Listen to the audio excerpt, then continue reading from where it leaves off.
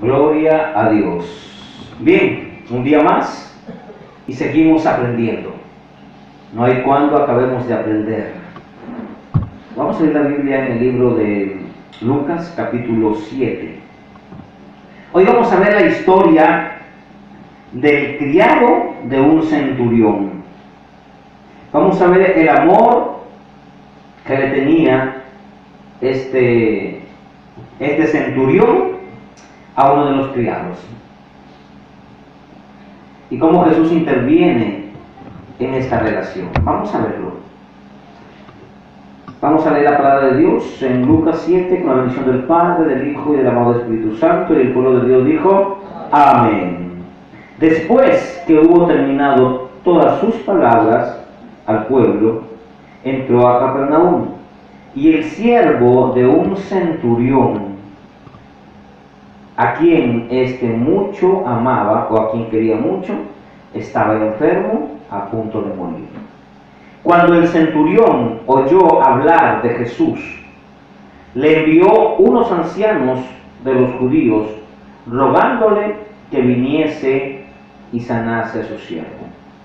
Y ellos vinieron a Jesús y le rogaron con solicitud, diciendo: es digno que le concedas esto, porque ama nuestra nación y nos edificó una sinagoga o un local para oír la palabra, una iglesia o un templo.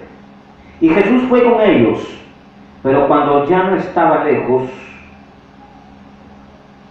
cuando ya no estaban lejos de la casa, el centurión envió a él unos amigos diciendo: Señor, no te molestes, pues no soy digno de que entres bajo mi techo. Por lo que ni aún me tuve por digno de venir a ti, pero di la palabra y mi siervo sanará. Porque también yo soy hombre puesto bajo autoridad, y tengo soldados bajo mis órdenes, y digo a este ve, y va, al otro ve, y viene, y a mi siervo haz, y lo hace, y esto, haz esto, y él lo hace. Al oír esto, Jesús se maravilló de él, y volviéndose dijo a la gente que le seguía: os digo que ni aún en Israel he hallado tanta fe. Al regresar a casa, los que habían sido enviados hallaron sano al siervo que había estado enfermo. Amén. Siéntese. Jesús, en su recorrido en las calles de Jerusalén, buscando personas que realmente puedan cimentarse en la fe de Cristo, en este episodio de la vida de Cristo encontramos que en el camino se enferma un siervo. Pero ¿cuál es la importancia de esta escritura? Acá hay una palabra muy importante que a todos los predicadores y maestros y pastores nos llama la atención. Primero vamos a identificar qué es un centurión. Un centurión es un soldado que tiene 100 soldados a cargo. Llámese un comandante. Un centurión es un comandante que tiene 100 soldados a cargo. Por eso se dice el centurión, el hombre de 100 soldados. La escritura dice que después que Jesús hubo hablado las palabras al pueblo, ¿cuáles son las palabras? Lo que enseñamos anteriormente acerca de la vida cimentada en la escritura. Es verdad, estamos viviendo unos tiempos muy difíciles, donde Satanás está enfriando a los verdaderos cristianos, y a los cristianos que están mal parados se los está llevando a las sectas religiosas para mantenerlos ahí y así se pierdan. Es una tristeza decir que hay sectas, hay muchas sectas. ¿Y qué es una secta? La definición de la secta se organiza por los dogmas y no las doctrinas. Un dogma es un pensamiento humano. Los filósofos de la historia griega, Platón, Aristóteles, Sócrates, ellos eran hombres que pensaban que sus pensamientos iban más allá de los pensamientos naturales de cualquier persona. Tenían ese don ese don de la filosofía, amor, sofía, sabiduría, o sea, amor a la sabiduría, que lograron desarrollar la mente. Y Jesús quiere que nosotros desarrollemos la mente, porque Él sabe que si el diablo logra controlar tu mente, tú te conviertes en un títere del diablo. En el libro de Corintios, vamos a Corintios a ver una referencia sobre lo que vamos a hablar acerca del centurión y su criado. En el libro de Corintios, capítulo 2, Primera de Corintios, capítulo 2, versículo 16. La Escritura dice así: porque ¿quién conoció la mente del Señor? Nadie. ¿Quién le instruirá? Nadie. Mas nosotros tenemos la mente de Cristo. Tenemos la mente de Cristo. Pero, ¿qué significa mente? La mente son los pensamientos. Está tan ligada la mente con el corazón que para Dios la mente es el corazón. Y los pensamientos son las ideas que salen del corazón. Los pensamientos pueden ser adulterio, fornicación, mentira, lascivia, pero Cristo quiere que nosotros tengamos sus pensamientos. ¿Y cuáles son los pensamientos de Dios? La Escritura. Usted tiene un libro donde todos los pensamientos de Dios están plasmados ahí. Si vas a las librerías y consigues un libro de Aristóteles, de Sócrates o de cualquier filósofo de la historia, o de repente de acá cerca de Vargas Llosa, de César Vallejo, y usted encuentra sus escritos, ¿qué cree que usted está leyendo? ¿Qué lee? Sus pensamientos. Porque todo lo que escribieron estos hombres, ¿de dónde salió? De su mente. De su mente. Por lo tanto, lo que está plasmado en esos libros son los pensamientos del autor. Y nosotros tenemos los pensamientos de este autor. ¿Quién es el autor de la Biblia? Cristo. Los pensamientos de Dios son la Biblia. Cuando usted lee la Escritura, o cada vez que usted está leyendo la Escritura, usted está conociendo lo que Cristo pensaba. Pero ¿para qué necesitamos conocer lo que Cristo pensaba, lo que Cristo piensa o lo que Cristo pensó? Para que nosotros pensemos como Él. Si nosotros llenáramos nuestra mente de estos pensamientos, ¿usted cree que van a caber los pensamientos del diablo? ¿Y cuáles son los pensamientos del diablo? Fornicación, borrachera, maledicencias, odio, resentimiento. Cuando te peleas, el diablo te pone su pensamiento y te dice: ódialo, mira lo que te ha hecho. Y te llega ese pensamiento no es tuyo. Ese pensamiento es del diablo. O cuando de repente estás haciendo un negocio y vistes que el trabajo fue tan sencillo y tu conciencia o el Espíritu Santo te dice: no vas a cobrar por ese trabajo X cantidad, porque no fue como tú pensabas. Ese es tu pensamiento. Tú pensabas que al arreglar cierto aparato o al hacer cierto negocio ibas a tener que cobrar cierta cantidad. Pero cuando haces el negocio, arreglas el aparato, te das cuenta que no tenía el problema que tú pensabas y que el problema es menos, que ha sido fácil. Entonces, ¿qué te dice el diablo? Miente. Y te manda un dardo y te dice: cóbrale lo que le dijiste al principio, porque el señor o el cliente o tu socio sabe que le ibas a cobrar esa cantidad. Pero tú eres consciente que el trabajo no cuesta esa cantidad, que cuesta menos. ¿Qué vas a hacer? ¿Qué vas a hacer? Cuando el diablo te mete el pensamiento y te dice, no, cobra igual. Pero tu conciencia te dice, no cobres igual, porque el trabajo no cuesta así. Si tú aceptas ese pensamiento de Satanás y tú cobras ese trabajo a tu socio, a tu cliente, una cantidad X, que no es la que cuesta el trabajo que has realizado, te vuelves un mentiroso. Y vas a quedar mal. Porque un día ese socio te va a descubrir. Y vas a perder un cliente, vas a perder un amigo, vas a perder un socio y sobre todo vas a perder algo que no se recupera fácilmente, la confianza. La confianza no se recupera fácilmente. Es mejor decir la verdad, aunque duela. Un pensador dijo lo siguiente: prefiero herirte con la verdad que engañarte con la mentira, o que complacerte con la mentira.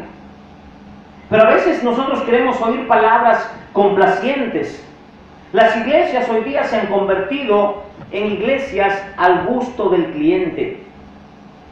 Se van porque no les gusta la palabra. Entonces buscan una iglesia donde los complazcan y donde les mientan.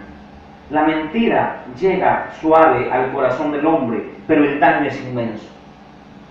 Jesús nos quiere enseñar algo importante hoy acerca de la palabra que debe en usted, que es el pensamiento de Dios. Jesús caminaba y de pronto el centurión romano, los romanos estaban subyugando a los judíos, eran sus vasallos. Y había un pleito entre los judíos y los romanos, pero resulta que el romano centurión se le enfermó su siervo. En otra versión dice que se le enfermó aquel que amaba mucho.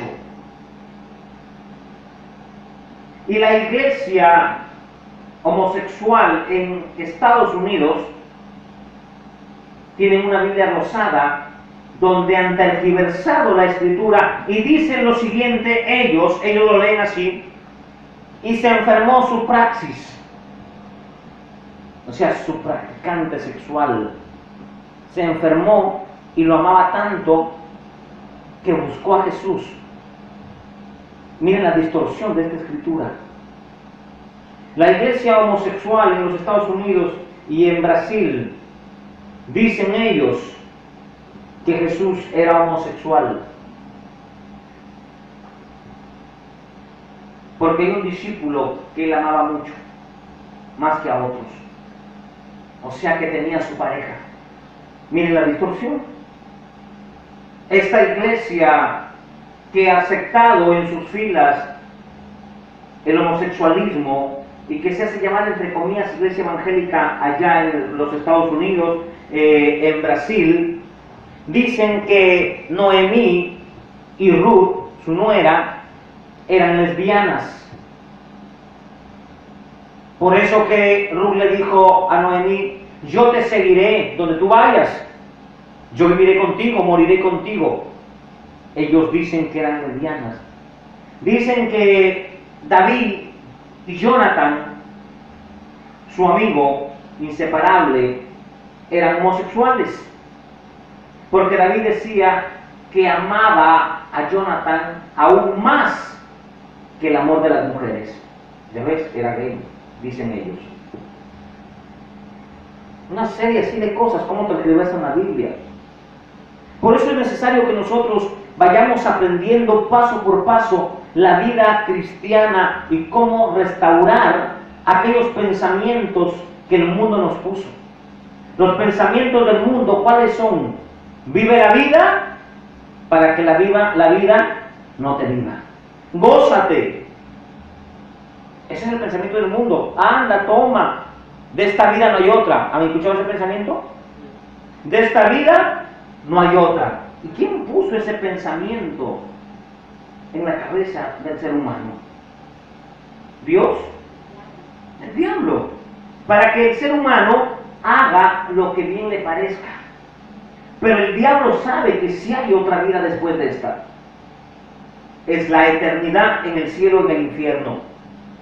Pero el diablo, como lo hizo con nuestros padres, Adán y Eva, en Génesis 3, el diablo le dice a Eva, ¿con que Dios ha dicho que no comáis de todo árbol? Y Eva le dice, no, Sata, sí podemos comer de este, pero de todos estos, pero menos de este. ¿Y saben lo que le dijo el diablo? Miren este pensamiento. Búsquenlo, Génesis 3, 2, 3. Sabe Dios. Miren el pensamiento del diablo. Sabe Dios que si ustedes o tú comes de este árbol, serás ¿como quién? Como Dios. O sea, ¿qué significa el ser como Dios? ¿Qué le estaba diciendo el diablo? Vas a ser como Dios, vas a tener poder, vas a ordenar, solo vas a decir declaro y se va a hacer. ¿No hacen esto los falsos apóstoles? ¿No les ha puesto ese pensamiento de ser como Dios? ¿No dicen ellos, cuando yo cuente hasta 3, tú vas a sentir el poder de Dios? O sea, ellos mandan en el cielo. Les engañó el diablo con ese pensamiento. Y así están estas iglesias. Yo te declaro sano. ¿Tú? ¿Tú lo declaras sano? ¿Quién eres tú?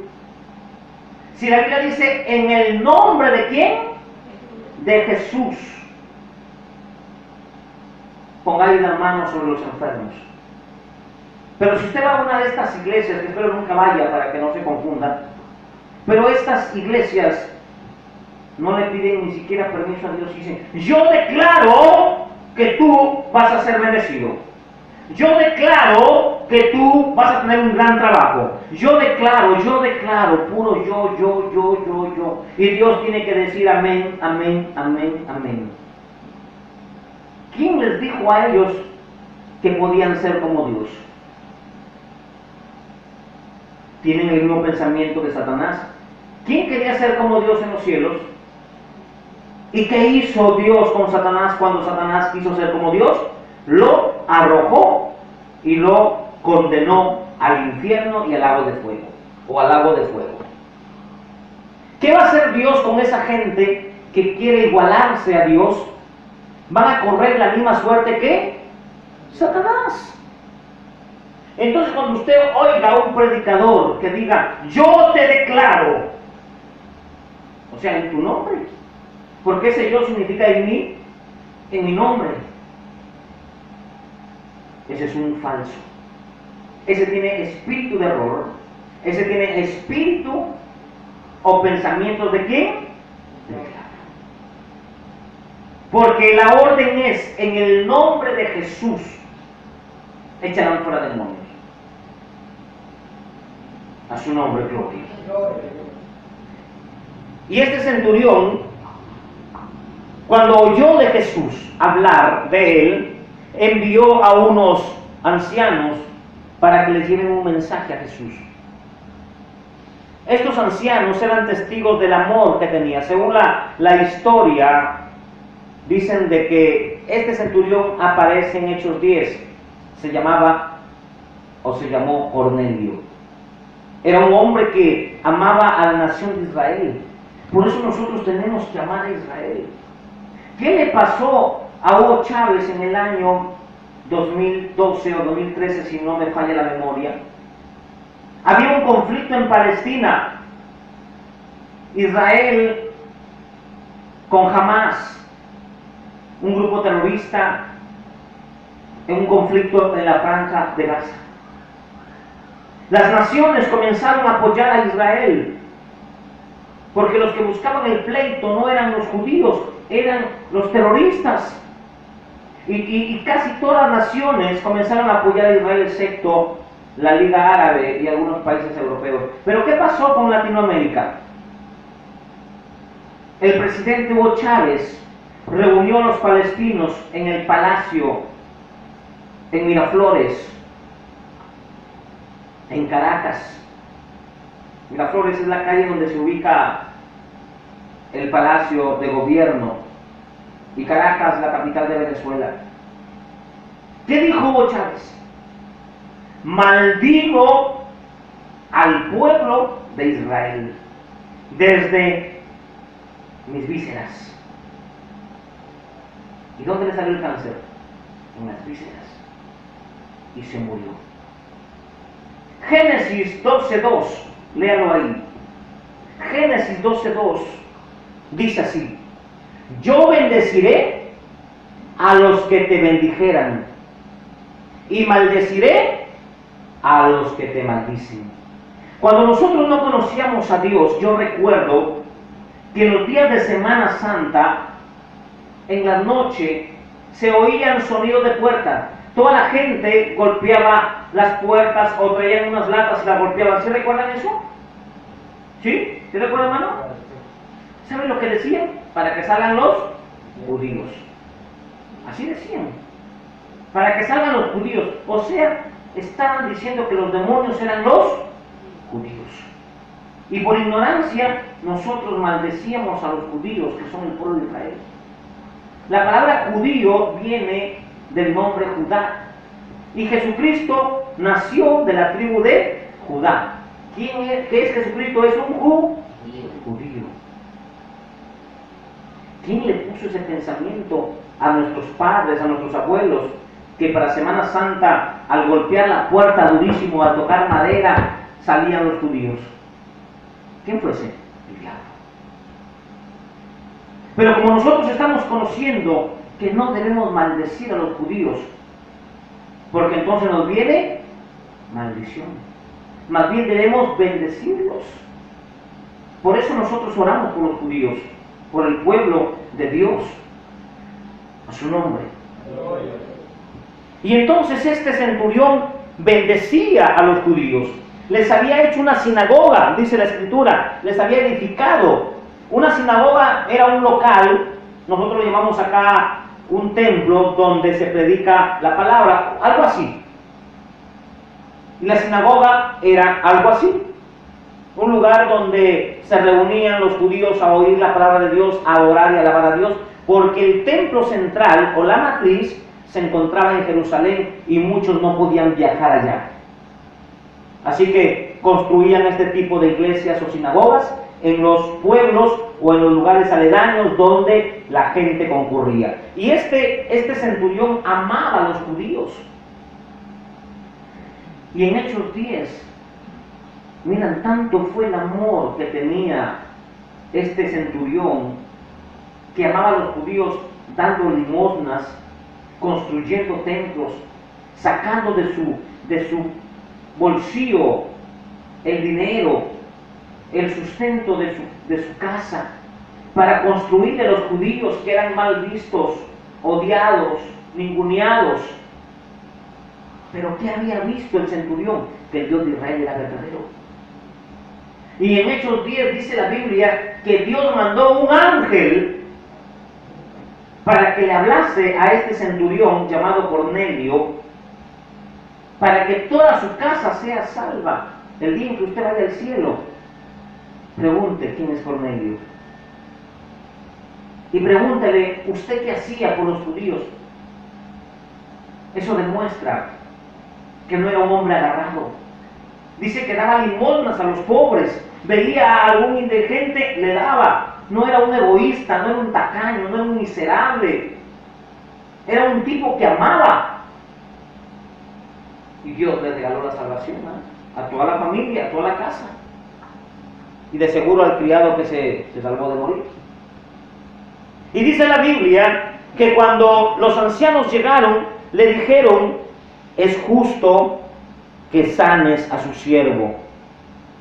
Es justo que sanes a su siervo. O sea, Señor, este hombre nos ama.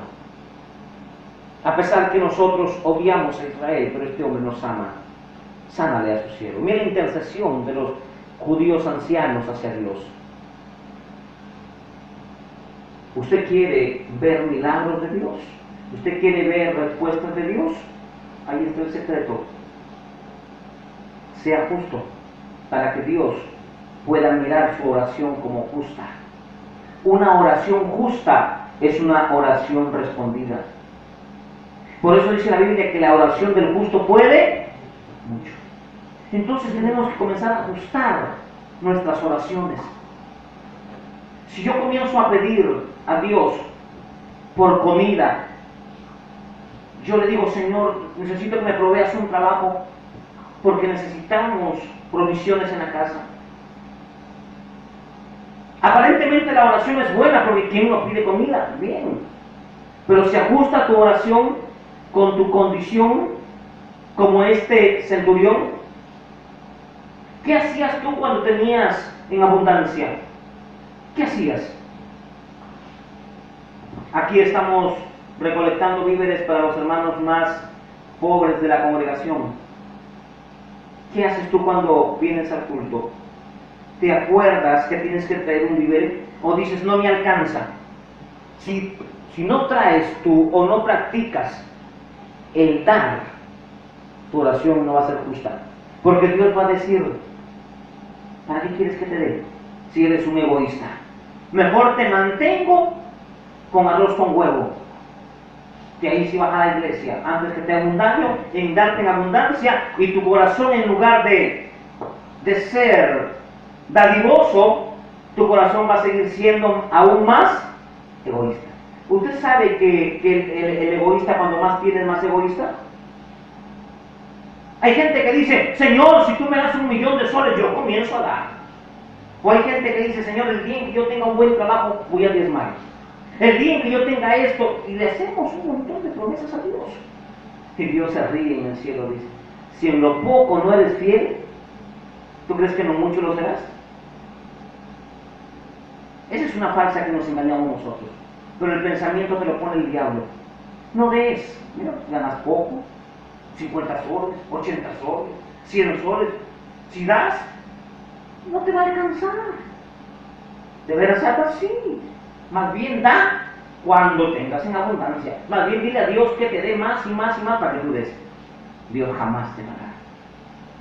Porque recuerde, el egoísmo se alimenta en la abundancia. Escuchen esto. El que es egoísta se aumentará siendo egoísta cuando tiene mucho. Si eres egoísta en lo poco, ¿tú crees que vas a ser suelto, dadivoso en lo mucho? No. Hay que practicar la dadivosidad. Por eso Jesucristo dijo: es mejor dar que recibir. Entonces la oración justa es aquella que tú le dices: Señor, dame para dar. Esa es la oración que va a ser contestada. Señor, dame para dar. Pero tú ya practicaste, con lo poquito que tenías, tú ya practicaste el dar. El centurión había practicado el dar, y daba, y daba, y daba. Y el día en que necesitaba que su siervo sanase, porque ni su plata podía, a través de los médicos, sanar a esa persona, Dios tuvo que responder. Hay gente que tiene dinero, pero ni el médico puede sanar a una persona que está desahuciada. ¿Y usted cree que con su plata o con su mucha plata que esa persona tiene podrá regresarle la vida a aquella persona que se está muriendo? No. Hay miles de casos que necesitan un riñón, necesitan sanarse del cáncer, y ya el médico les dice: ya no hay forma. Los familiares dicen: dígame, doctor, ¿cuánto necesita usted? Yo le pago lo que usted me pida, pero sáneme a mi hijo, sáneme a mi esposa, sáneme. Y el médico dice, no es cuestión de dinero. Ya no se puede hacer, la medicina ya no llega hasta ahí. La enfermedad es muy grande, ya no llega hasta ahí. Así estaba el siervo del centurión. El centurión ya no podía hacer nada por sus medios, pero el centurión había practicado algo que le sirvió.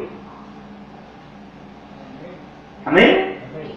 Si usted practica el ser dadivoso, el día en que te boten del trabajo, el día en que no haya nada para comer, pero tú en lo poquito fuiste fiel, el día en que le digas, Señor, provéeme. Estos ancianos representarán al Espíritu Santo. Miren lo que dice el verso 3. Cuando el centurión oyó hablar de Jesús, Jesús le envió unos ancianos de los judíos rogándole que viniese y sanase a sus siervos. Ellos vinieron a Jesús y le rogaron con solicitud diciendo, es digno de que le concedas esto. Si tú practicas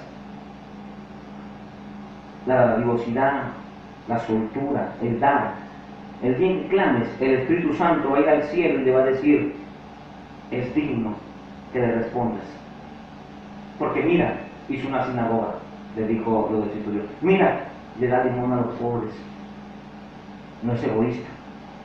Quizás el Espíritu Santo va a decir de ti, porque Él te conoce, mire, Dios no es egoísta. No cierra las ollas cuando llega alguien a su casa, sino que lo invita a sentarse a la mesa. Lo insultan y se queda callado, no maldice. En estos días me contaron unos hermanos, me preguntaron, pastor, ¿podemos nosotros maldecir? Y yo me quedé un poco anodado de oír esta expresión. ¿No has leído que la Biblia dice bendecir? Los cristianos no tenemos autorización de maldecir a nadie, amén. Y entonces me dice, lo que pasa es que en la iglesia donde yo voy había una yunza a 3 casas y el culto iba a empezar y la bulla pues no se oía muy bien, no se iba a oír muy bien la alabanza, la prédica. Así que el pastor nos reunió ahí cuando llegamos y dijo, vamos a hacer una oración y vamos a maldecir esa yunza para que los equipos se quemen. Y así hacer nuestro culto. Y comenzaron a orar y a maldecir a los equipos y a los vecinos. Y como este hermano es nuevo en la fe, o no conoce, él le siguió la corriente y Señor, y maldecimos los equipos y maldecimos la yunza. ¿Eso es correcto? No, eso no es correcto. No estamos llamados para maldecir a nadie, ni siquiera a tu enemigo. Si no estamos llamados ¿a qué? A bendecir, a orar. Yo casi no me caigo de la silla, dije, yo no sé en qué iglesia estás metido, le digo a este muchacho. Pero si tu pastor hizo esa oración para maldecir al vecino que hizo la yunza y a sus equipos, tú estás metido en una secta. Esa es una secta. Estás en una secta. Qué interesante es conocer cómo funcionan las cosas. Entonces, Jesús quiso ir a la casa de él, pero salieron al encuentro a decirle, Señor, no vengas a mi casa. Soy un tipo malo, soy un pecador. A veces, hermano, cuando estamos orando y estamos quebrantados, llorando ante la presencia de Dios por ustedes, clamando, ya no tenemos palabras que decir, que nos dejamos postrar en el suelo y le decimos, Señor, haz tu voluntad. No tenemos más. Este centurión le dijo, Señor, yo también tengo autoridad. Yo le digo a un soldado, ven y viene. Le digo a alguien, haz y lo hace. Yo también tengo autoridad, pero delante de ti no soy nada.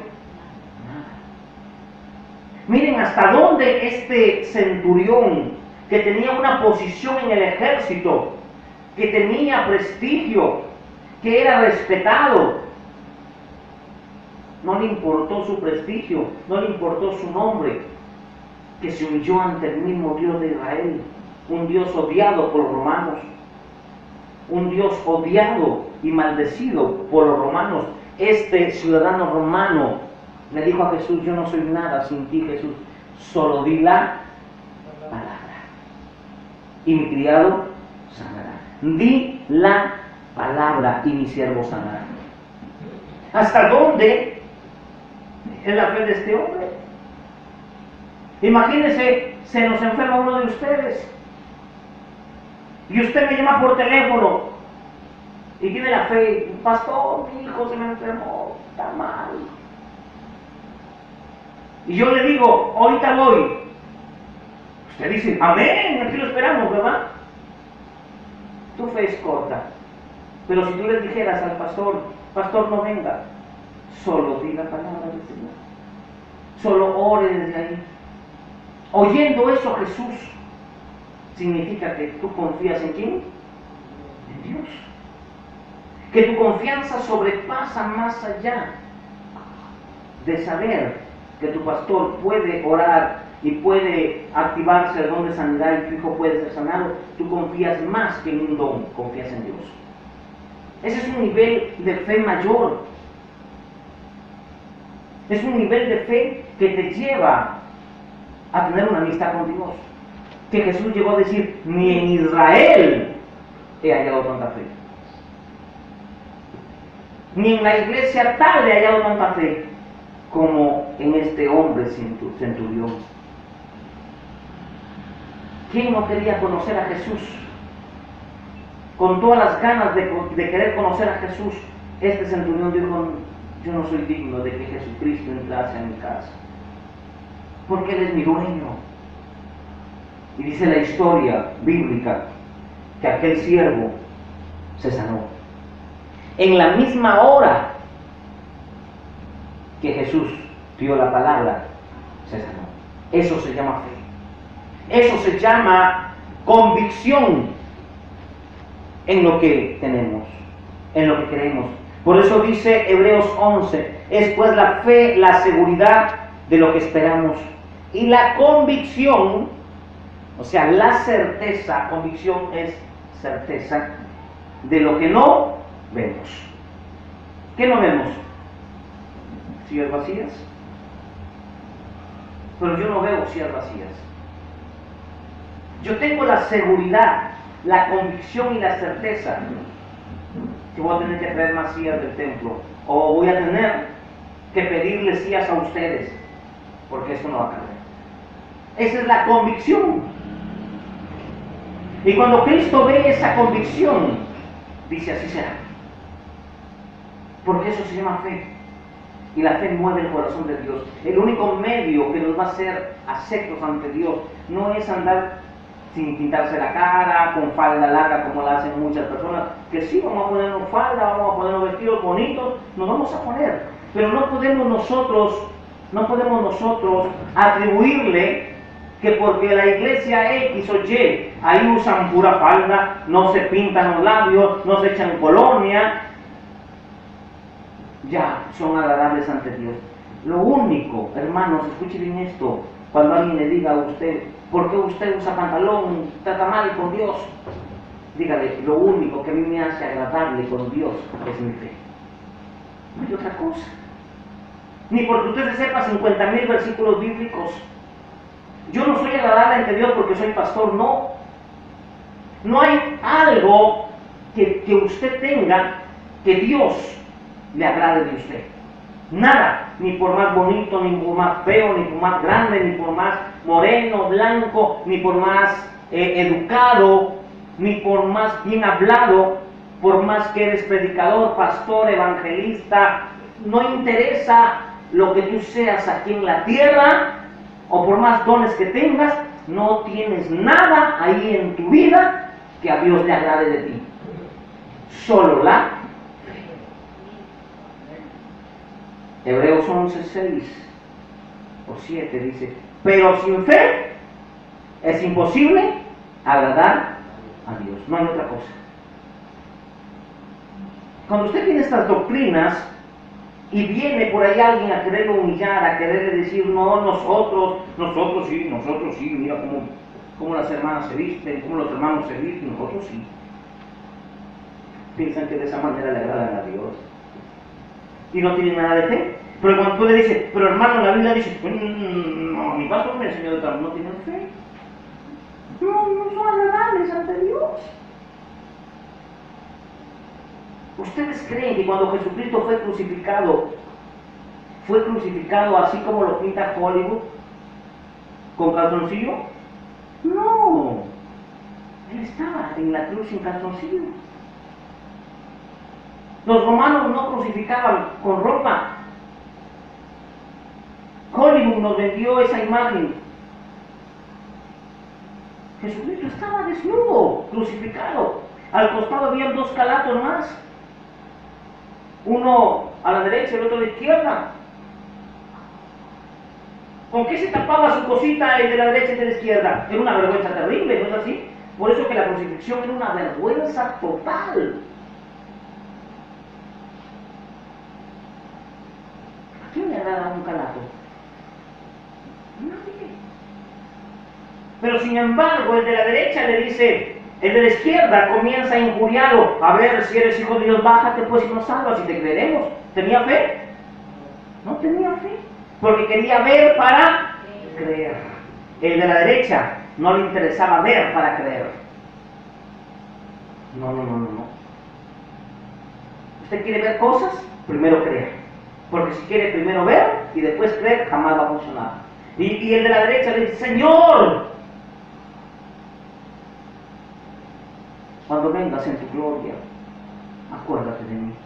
¿Cómo él sabía que él era el Hijo de Dios? Porque lo había oído.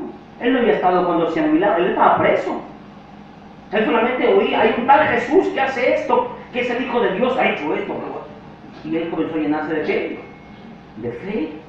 Pero él no lo había visto. Él no había visto convertir el agua en vino. Él no había visto sanar enfermos, leprosos. No, él estaba en la cárcel. ¿Y cómo se llenó de fe?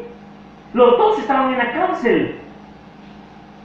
Así hay cristianos como estos dos ladrones. Escuchan el mismo mensaje. Están en la misma iglesia porque estaban en la misma celda. Pero solo uno es el que a veces agarra la fe. El que dice, yo creo. ¿Y qué le dijo Jesús? No, primero ponte ropa porque qué feo que andas calato. Te está mirando el cuerpo, así que ponte, muchacho. No puedes tú ser salvado porque tienes que ir a la iglesia, diezmar, ofrendar, cantar coritos.